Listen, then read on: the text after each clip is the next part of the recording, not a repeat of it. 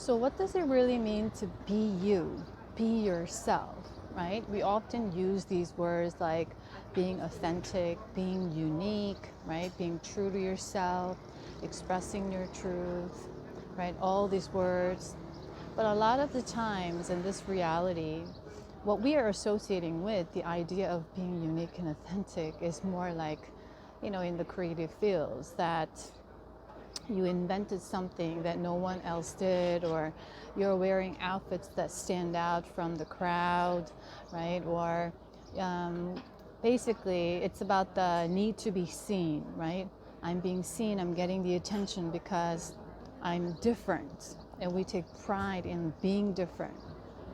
But the thing is, we are all different, so there's no need to be different. And what we need to do is just be ourselves and let others be themselves, which is very, very difficult at times because we like to fix others the way we want, right? We like to be in control. And so it applies to ourselves as well. I like to be in control of myself, fix myself all the time, and it's hard for myself to just let me be at times without realizing. So something that we want to understand first is related to healing the inner stuff. What I mean by that, okay, let's say we have been living in the age of Leo, which means the central authority figure, like there was king and queen and governing the whole country, the whole community, right? And we had to listen to the rules that these people set, right? The power, the authority, the centralized power. And there were these rules, the morals, the values that were cultivated in the community. And if it didn't follow, we were being ostracized. We were being killed. It's like we were being burned. If you look at medieval age, cruel stuff happened. And so we hold a lot of collective trauma of being our own self or individual self because we have this fear in us, first of all. And we are going to look at this, this central figure representing as the father, symbolically, right? Father of the house, setting the rules for the entire family members. So this is what you should do, this is not what you should do. And so this is what you should follow. This is not what you should follow. This is what you're supposed to do. This is what you're not supposed to do, right? There are a lot of shoulds. And we're being governed with so many shoulds that what happens is we lost touch with ourself. What I mean by that is someone else is constantly making choices for myself, because they say that they know what is best for me and they do it because they love me, right? In the name of love. And so, okay, they made all these sacrifices, they provided this and this, we listen to them, right? The mother loved me, the father loved me, even though I hated them, right? And then what happens? We start to suffer so much and we start to have a lot of inner conflicts now. I don't know what is right for me. I don't know who I am. I don't know what I need to do with my life. I don't know what I like. I don't know what I don't like. I don't know what I love. I don't know what I don't love. I don't know basically who I am. And so this question arises because we learn to doubt ourselves. And we had to speak based on what we should, right? And so a lot of the times what happens is we start to disconnect with how I feel, meaning that I don't really understand how I feel. It's more processed in the mind. I start to break things down and analyze because it's based on the shoulds, right? This is what I should feel in this moment. This is what I should do. I'm in control. I need to control my emotions. I need to control my environment because I have to stay in this boundary of shoulds. And what that creates is a lot of limitation. self-imposed imprisonment. And now we don't have to follow the rules like that as severely as before, but we are still governed by rules and regulations, and they are necessary in order to build a society. But when it comes to ourselves, and now we are moving into the age of Aquarius, where individuals, the sovereignty, the technology, the decentralization, now they're going to start to take place.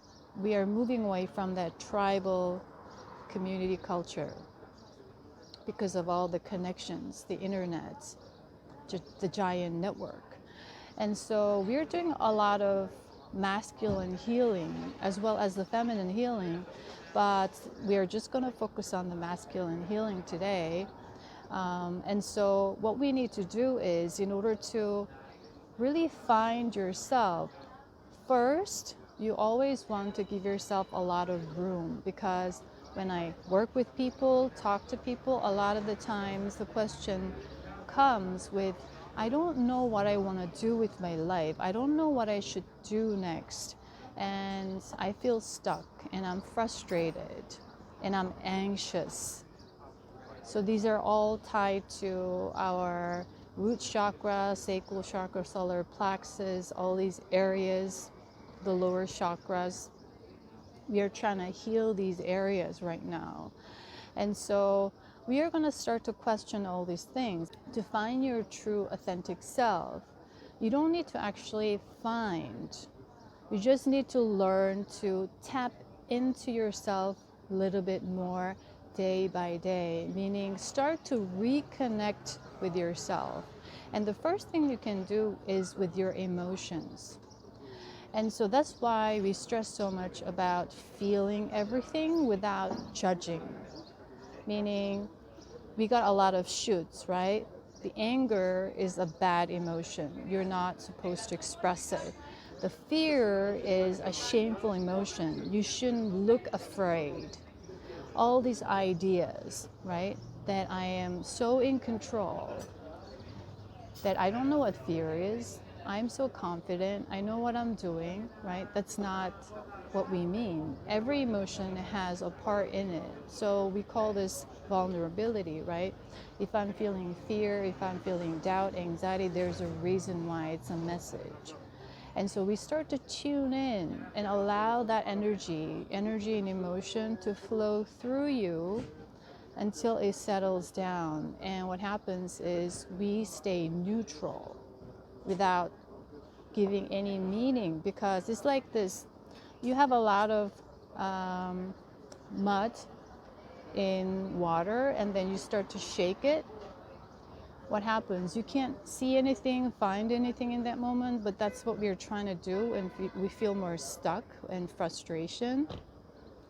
So what happens is when we stay neutral and just sit still, allow those feelings to just flow, eventually what happens is clarity will appear, because they will come down and subside, and you will see this clear water in the mud.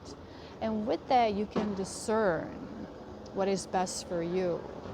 And you can start to do that, but we get frustrated because we are used to quick fixes, instant gratification, and this sense of urgency that is related to fear, that if I don't find out now, if I don't know what's going to happen next, if I don't know and take the next step now, I'm going to lose time. But actually, the time is an illusion, because it doesn't exist. Because time is created by you. So it's like this: when you really want something, you create time for that. You make time. See what I mean? Otherwise, you will make a lot of excuses to yourself, to other people, as to why you don't have time. When it comes to something very important to you, it doesn't matter how busy you are, how things are chaotic. You will give that time, meaning create or give your energy and attention to that. You see? So everything is created by you. And so when we start to say, okay, I'm gonna get out of this limitation of the shoots. So I'm not going to listen to these rules of the father, the sacrifice that I got from the mother that I love and I appreciate, but I'm still going to go out. And what happens is now we don't listen to the outside, we start to go in. We start to go in, and that's when we start to discover little by little, step by step, who I really am, because I'm getting to know myself better, because I've been neglecting. I didn't pay attention to myself. It's like your best friends. You never really paid attention to what they like, who they really are, just hung out. But now you're going to really tune in. What do you really like? So when do you get afraid? And what does make you feel joyful? And if you don't know, you're not going to push yourself or demand to know everything right at this time, because you're going to be patient. You're going to stay patient, meaning give love, that space to be themselves at their own pace. We are not going to force anybody, because forcing will create a lot of fear. And so what will happen is, okay, if I don't know, I'm going to start discovering. I'm going to try these out, explore, go on a walk alone. That's when you start to really connect with yourself, because you're not giving your attention away to the outside things.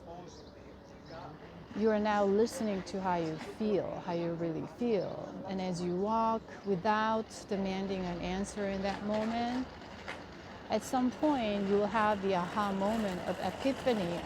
This is it. Right? This is why we get more clarity in hindsight after we go through something. That was why I was being there. We now get the clarity, and it comes in its own timing, because we needed to go through that process of processing internally first. So it's not like to find yourself, you got to be this, do that, do that. It's more, take more time to connect with yourself, meaning allow yourself to feel everything and allow yourself to have this very private time with your own self, meaning be alone with yourself. And the example of that would be meditation, right? Just sitting still with yourself. And that's when you really connect with your inner world, what it's made out of. And anything that comes, any desires or interests, you're going to explore, and you're going to find out, oh, this is what I like, this is what I don't like, when I actually tried it. It's not in the head. You need to actually go out and experience it, explore, and live your life, not live inside the mind, because the mind will start to create a lot of fear because it wants safety and security first and foremost, which we need, but we need to use this tool at a proper time, but we have to be operating from here, the heart of your own intuition, so you can intuit, tune in to yourself.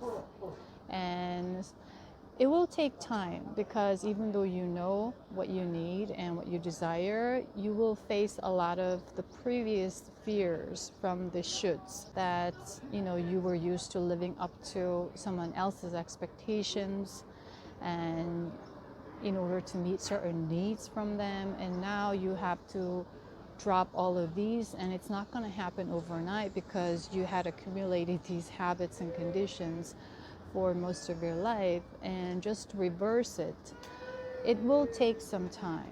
For a 1,000-mile journey, you need to take that single step, like the Lao Tzu quote. So that's when you set a new direction for your new beginning, and learning how to start to make decisions for yourself. And that's how you start creating your own reality based on your true desires. And that's connected to the idea of manifestation and creating your own reality, shifting timelines, and all of these are related.